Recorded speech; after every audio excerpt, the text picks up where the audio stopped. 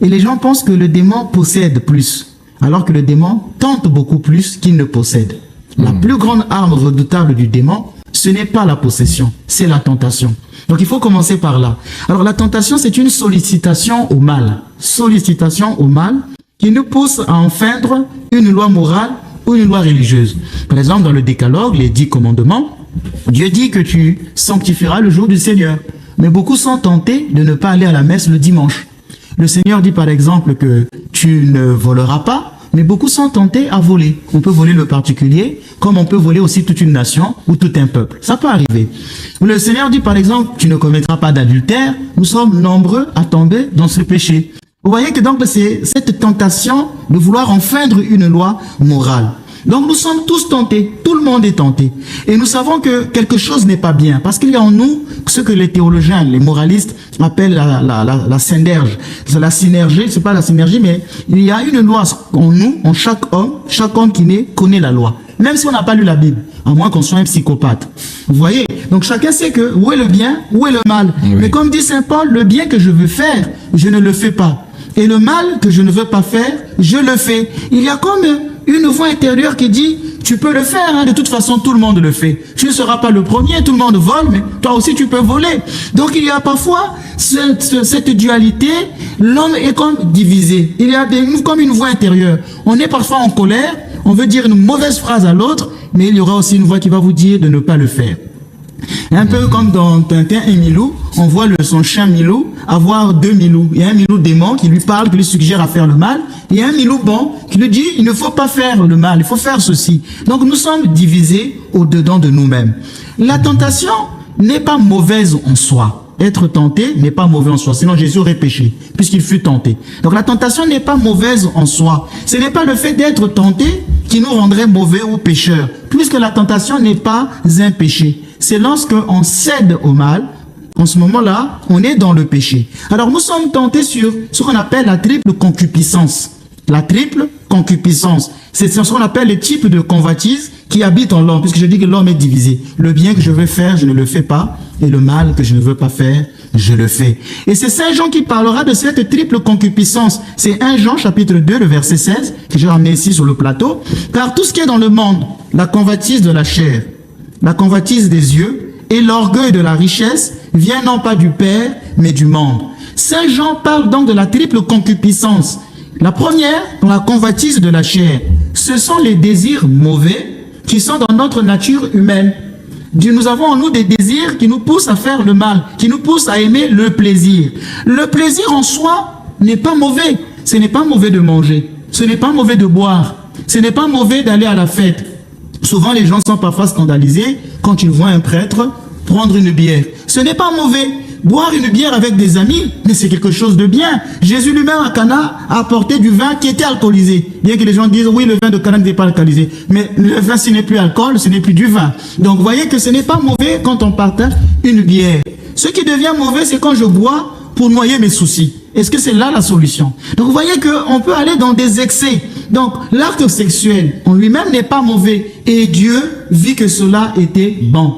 Mais il y a des excès qui peuvent faire que nous allons dans le péché. Donc, on mange pour vivre, mais on ne vit pas pour manger. Mais malheureusement, Satan va nous tenter sur la séduction des plaisirs de la vie. Le sexe, l'alcool, la drogue, le tabac. C'est tout ce qui devient excès. Je ne vais pas dire certaines choses parce qu'il y a des parents parfois qui me demandent de prier pour leurs enfants qui prennent le tabac, la cigarette. Mais je ne veux pas dire certaines choses, mais je voudrais dire une phrase. Malheureusement, parfois être trop chaud, c'est pas bon. Ce n'est pas le tabac qui est un péché, c'est l'excès du tabac. Donc vous voyez que c'est la convoitise de la chair. Il y a la convoitise des yeux. C'est le désir avide de voir ou de posséder ce que l'on voit. Jésus dira par exemple dans Matthieu 5, versets 27 à 28, vous avez entendu qu'il a été dit, tu ne commettras pas d'adultère. Eh bien moi je vous dis, quiconque regarde une femme pour la désirer, a déjà commis dans son cœur l'adultère avec elle. Le désir de vouloir posséder ce que l'on voit. Et nous lisons, tu ne convoiteras pas la maison de ton prochain, tu ne convoiteras pas la femme de ton prochain, ni son serviteur, ni sa servante, ni son bœuf, ni son âne, rien de ce qui est à ton prochain. Exode 20, verset 17. Donc la concupiscence des yeux comprend aussi la soif de l'argent, la curiosité malsaine, et l'amour désordonné des biens de la terre. Je vais m'expliquer. La curiosité embrasse aussi cette curiosité malsaine de vouloir toujours savoir tout sur le voisin. Qu'est-ce qu'il a fait? Les commérages. On est là à vouloir tout savoir sur le voisin. Qu'est-ce que X a fait? Qu'est-ce que Y a fait? Cette curiosité, elle est malsaine. Ça fait partie de la concupiscence des yeux. Il y a aussi cette curiosité qui cherche à vouloir savoir ce qui va arriver demain. Par exemple, quand on fait les sciences divinatoires, on va aller regarder l'astrologie. Qu'est-ce que aujourd'hui nous sommes dans le signe des vierges, des balances. Qu'est-ce qui va se passer demain? Je vais aller consulter. Eh bien, cette curiosité est malsaine. Parce que c'est Dieu seul pour connaître l'avenir. Il ne nous appartient pas de consulter l'avenir, mais plutôt il nous appartient de nous remettre entre les mains de Dieu. C'est ce qu'on appelle ici se confier à la providence. Je vois souvent des gens qui viennent me dire, est-ce que X ou Y est mon mari? Je voudrais savoir si telle personne est le mari de ma vie. Mais il n'appartient pas au prêtre de te dire qu'ici c'est le mari de ta vie. On est où là? Moi je suis le père Ménas, je ne suis pas le père voyant. Voilà, je ne suis pas un voyant, je suis le père Ménas. Et donc il y a la troisième concupiscence qu'on appelle l'orgueil de la vie. C'est la recherche de la gloire, du pouvoir et des choses terrestres. Dans cette triple concupiscence, il va donc se dégager deux choses. Il y a la tentation de l'avoir et la tentation de l'être. La tentation de l'avoir, c'est donc vouloir tout posséder. C'est l'opposé de la kénose. C'est l'opposé de la kénose puisque Jésus, lui, il s'est abaissé. Jésus est le fils unique de Dieu, mais il n'est pas un fils à papa qui s'est laissé pouponner. Il a connu la faim, il a connu la soif, et il a connu la nudité sur la croix. Donc il est mort dépouillé de tout. Or nous avons la tentation de tout vouloir contrôler, de tout vouloir avoir. Nous sommes tombés dans cette tentation de l'avoir, qui est à l'origine du matérialisme, d'une société, du consumérisme. Il y a la tentation de l'être. La tentation de l'être, c'est-à-dire qu'il faut être quelqu'un, être une superstar. Il faut qu'on soit remarqué. Et cette tentation de l'être touche aujourd'hui beaucoup de gens. C'est ce que nous voyons dans l'étalage du narcissisme sur les réseaux sociaux. Tout le monde veut faire quelque chose, tout le monde veut avoir un buzz. Il faut qu'on se fasse remarquer sur les réseaux sociaux. Il y a par exemple une jeune femme qui vient de mourir, une Congolaise, que le Seigneur accueille son âme, qui vient de mourir au Canada. Les gens disent, c'est une Congolaise, on dit que, est-ce qu'elle a été tuée? Il y a maintenant beaucoup de gens sur les réseaux sociaux qui viennent faire des commentaires comme si c'était des super policiers. Vous voyez, tout ça pour avoir le buzz. Mais est-ce qu'on peut... Quelle est cette société où on veut avoir le buzz sur la souffrance des personnes? Il y a des gens qui pleurent cette femme, cette jeune fille. Sa maman, par exemple, souffre. Maintenant, tout le monde est devenu spécialiste. D'Éric. Il y a maintenant beaucoup de d'Éric sur les réseaux sociaux. Il y a maintenant les enquêtes impossibles sur les réseaux sociaux où chacun vient dire c'est telle personne qui l'a tué. C'est du narcissisme. Aujourd'hui, on va faire des vidéos où parfois on trouble même la quiétude des gens. Des gens qui vont faire des vidéos en direct pour se faire remarquer. Il va crier sur une place publique. On ne sait pas que c'est le narcisse qui est en train de revenir sur les réseaux sociaux. C'est la tentation de l'être. Mais toutes ces tentations, mon père, est-ce que quelque part le fait de savoir que, in fine, si on a le temps de se remettre à Dieu, que tout sera pardonné, puisque Dieu a déjà payé le prix du péché pour nous. Il suffit que, juste avant la mort, on ait le temps de... Monsieur Granier. C'est une question. Oui, c'est une question. Je trouve qu'elle est bien parce que beaucoup raisonnent comme ça que Dieu est amour. Mais les gens ont oublié que Dieu aussi est juste.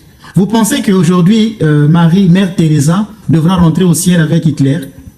Ouais. Est-ce que ça serait juste?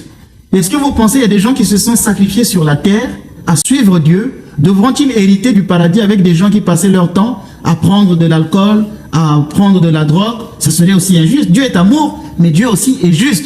Il y a des gens qui disent, bah, je pourrais me convertir à la fin, vers la fin de ma vie. Mais qui sait comment il va mourir? Personne ne sait comment il va mourir. Vous pouvez mourir d'un accident, d'un tremblement de terre, un tsunami peut arriver, vous rentrez dans un avion, vous pouvez faire un crash. Dernièrement, j'ai vu, par exemple, une personne qui était en état de péché mortel et prendre un avion. J'ai dit, mais les gens vivent comme si la mort ne pouvait pas arriver. Mais si un crash arrivait là dans cet avion, en état de péché mortel, c'est l'enfer. Donc les gens disent, mais oui, j'aurai le temps de me convertir. On n'aura jamais le temps de se convertir. La conversion, c'est maintenant. C'est pas demain, c'est maintenant qu'il faut se convertir. Bien. La tentation a-t-elle la même fréquence chez tout le monde? Un prêtre, par exemple, est-il moins tenté par le sexe qu'un simple chrétien? Je ne m'attendais pas à ça, monsieur Granier. Alors d'abord, je vais répondre à la première partie. La fréquence ou la violence des tentations varie extrêmement. Il y a des personnes qui sont violemment tentées.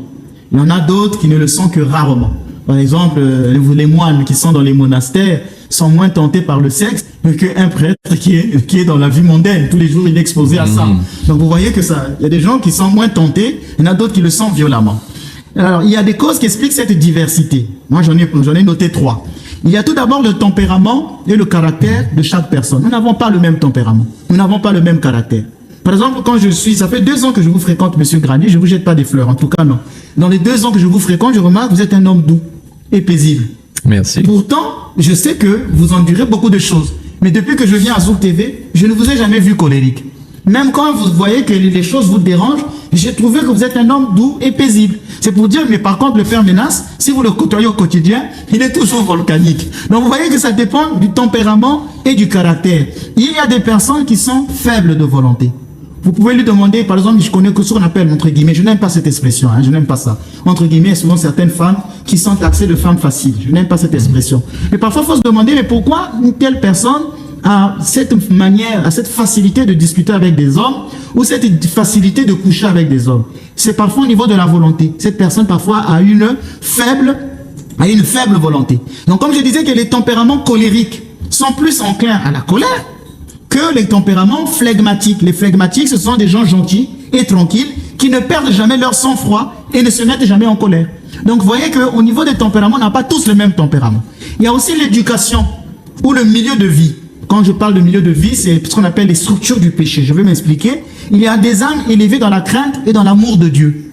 Il y en a d'autres non. Regardez aujourd'hui, par exemple, dans l'islam, comment ces gens sont élevés dans l'amour et la crainte de Dieu. Vous verrez que les femmes musulmanes qui pratiquent l'islam seront beaucoup plus soumises à leur mari que des personnes qui ont vécu dans des sociétés où l'on dit toujours les droits de la femme. Par exemple, vous voyez que le milieu de vie aussi peut faire que quelqu'un soit moins enclin à la tentation. Il y a des gens qui ont été élevés dans la crainte de Dieu. Par exemple, à l'époque, quand j'étais dans mon pays, je constatais que les femmes témoins de Jéhovah gardaient beaucoup plus leur virginité que des femmes catholiques. Vous voyez, ouais. Elles gardaient beaucoup plus leur virginité, elles voulaient rentrer vierges dans le mariage que des femmes, par exemple, catholiques. Quand je dis les femmes catholiques, c'est pas parce que je lance des boutades à l'église catholique. C'est parce que dans mon pays, c'est l'église qui était minoritaire. Donc c'est un fait social, comme aurait dit Émile Durkheim dans la philosophie, dans la sociologie, il parle des faits sociaux. Donc ici, je suis en train de révéler un fait social. Donc c'est ce qu'on appelle les structures du péché. Il y a des gens qui sont nés dans des pays où ils seront plus poussés au péché. Par exemple, moi, je suis scandalisé.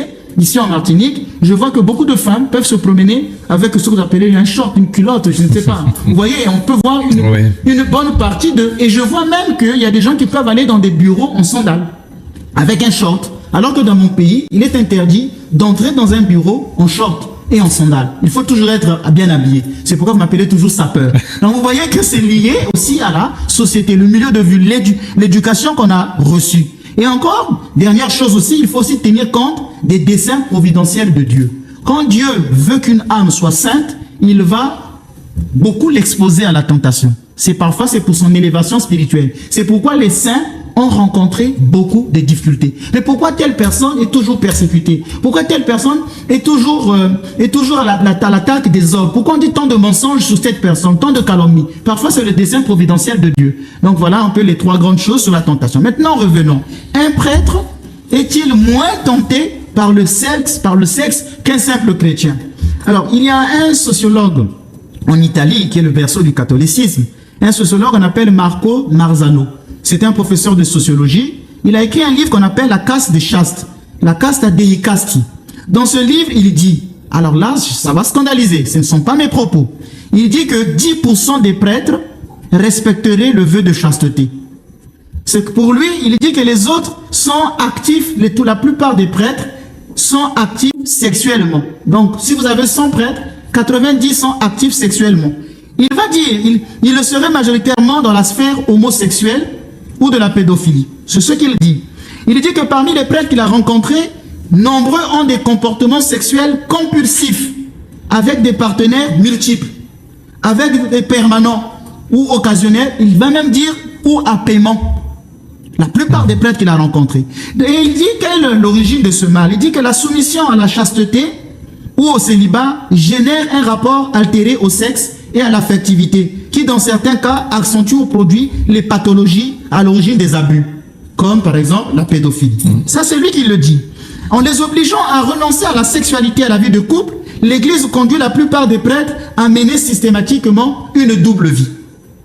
Alors, c'est ce qu'il dit, c'est un fait social. Il doit être écouté. Et on peut aussi le répandre. Donc, en résumé, il faut reconnaître que les prêtres, en raison du vœu de chasteté, sont beaucoup plus poussés à la tentation sexuelle.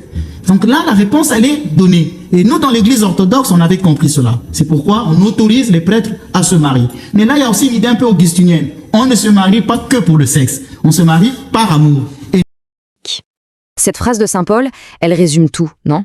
Ce conflit permanent, ce sentiment d'être un peu tiraillé entre deux forces. C'est une expérience que, je pense, chacun peut reconnaître au plus profond de soi. Cette dualité, c'est presque un cliché, tellement c'est vrai.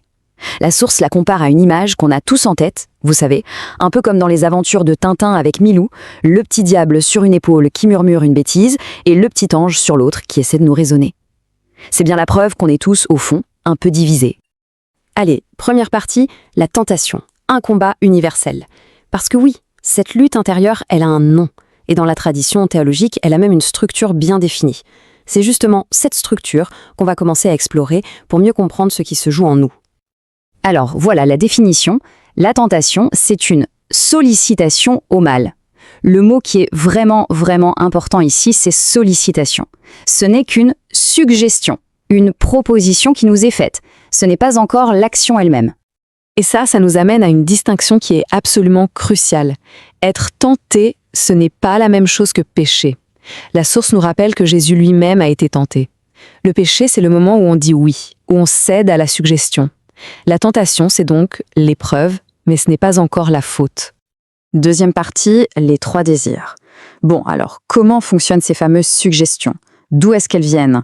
Eh bien, la théologie, en s'inspirant de Saint Jean, les a classées en 3 très grandes catégories. C'est un cadre de pensée assez fascinant qu'on appelle la triple concupiscence. Voilà ce modèle. Il organise en fait toutes les tentations possibles autour de 3 grands axes.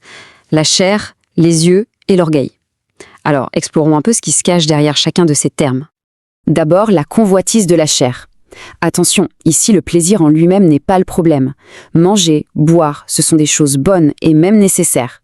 Le piège, c'est l'excès. C'est quand on ne mange plus pour vivre, mais qu'on vit pour manger, par exemple. Le plaisir devient une fin en soi, presque une addiction. Ensuite, la convoitise des yeux. Ça, c'est le désir de posséder ce qu'on voit. Ça peut aller de l'envie de la nouvelle voiture du voisin au consumérisme pur et dur. Mais, et c'est là que c'est intéressant, la source y inclut aussi la curiosité malsaine, ce besoin de tout savoir sur la vie des autres, les commérages, ou même cette tentation de vouloir connaître l'avenir. Et pour finir, l'orgueil de la vie. Ça, c'est la très grande tentation de l'ego. La quête de la gloire, du pouvoir, du statut. C'est ce désir profond de se mettre en avant, de vouloir dominer les autres plutôt que de rester humble. Troisième partie, avoir et être, les pièges modernes. Ok, un cadre de pensée ancien, c'est bien beau, mais comment est-ce qu'il s'applique à notre monde aujourd'hui ? Eh bien, selon l'analyse, ces 3 désirs se manifestent surtout à travers 2 grandes tentations très contemporaines. Et c'est là que l'analyse devient vraiment percutante. Elle oppose la tentation de l'avoir, notre société de consommation, ce besoin de posséder toujours plus, à la tentation de l'être, ce désir d'être quelqu'un, d'être vu, d'être une sorte de superstar. Et cette tentation de l'être, elle explose littéralement sur les réseaux sociaux. La source donne des exemples qu'on reconnaît tous, je pense, ce besoin de faire le buzz à n'importe quel prix, ces gens qui s'improvisent experts lors d'un fait divers juste pour capter l'attention, ou qui créent des scènes en public en espérant être filmés. C'est une quête de validation permanente. 4e partie, le cas des prêtres. Et maintenant, attention, l'analyse prend un virage très spécifique et assez courageux. Comment est-ce que tout ce cadre s'applique à ceux qui ont fait vœu de renoncer à l'une des tentations les plus puissantes, le désir charnel ? La question est posée sans détour et elle est forcément un peu provocante. Un prêtre, en renonçant au sexe, est-il plus ou moins tenté qu'un laïc ? Est-ce que son vœu le protège ou est-ce qu'au contraire, ça l'expose encore plus ? Et là, la source cite un sociologue italien, Marco Marzano, dont les recherches sont explosives.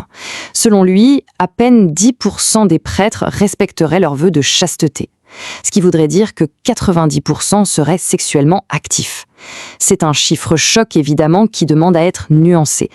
Face à ce chiffre, la réponse du prêtre, c'est une analogie très parlante qui est attribuée au pape François. L'idée est simple, les scandales, c'est comme les crashs d'avions, ça fait la une des journaux. Mais la fidélité silencieuse de la grande majorité, comme les milliers d'avions qui volent sans problème chaque jour, ça reste invisible. C'est une question de perception médiatique. Mais, et c'est là qu'on voit l'honnêteté de l'analyse, Tout en affirmant que les scandales sont l'exception, le prêtre reconnaît que le célibat, par sa nature même, rend les prêtres plus vulnérables à la tentation sexuelle qu'une personne mariée, qui, elle, a un cadre pour vivre sa sexualité. Alors, pourquoi la tentation est-elle plus forte pour certains que pour d'autres ? La source propose 3 grandes pistes. D'abord, notre tempérament personnel. Ensuite, notre éducation et notre environnement. Et enfin, une raison plus spirituelle, l'idée que certaines épreuves nous sont parfois données pour nous permettre de grandir.